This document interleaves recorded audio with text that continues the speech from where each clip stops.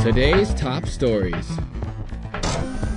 Iran's President Ahmadinejad yesterday told the Iraqi government that it had a duty to resist the security agreement Baghdad is negotiating with Washington.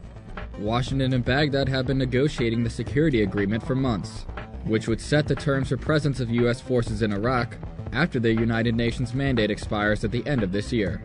Last week, the U.S. ambassador to Iraq, Ryan Crocker, accused Iran of trying to block the security deal so that Tehran can continue to control events in Iraq.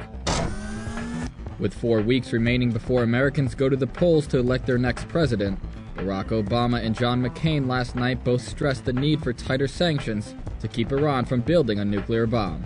The rivals agreed that it was important to work with other countries to tighten sanctions on the Islamic Republic, but disagreed on the issue of engaging Tehran. Obama said it would be necessary for the U.S. to hold direct talks with Iran to deliver a tough message that it should change its ways or face the consequences. But McCain, who has repeatedly criticized Obama for his willingness to meet Iran's leaders, said that joining with allies in a league of democracies is the way to effectively change Iran's behavior.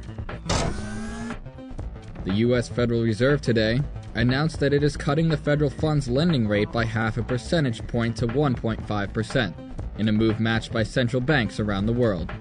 In London, Britain's Prime Minister Gordon Brown today announced a series of measures his government would take to address the financial crisis, the worst in 70 years. Brown said the program, which includes a £50 billion bank rescue fund, will, quote, to put the British banking system on a sounder footing. So our stability and restructuring program is comprehensive, it is specific, and it breaks new ground. Meanwhile, Iran's President Ahmadinejad today blamed an abandoning of faith in God for the global financial crisis.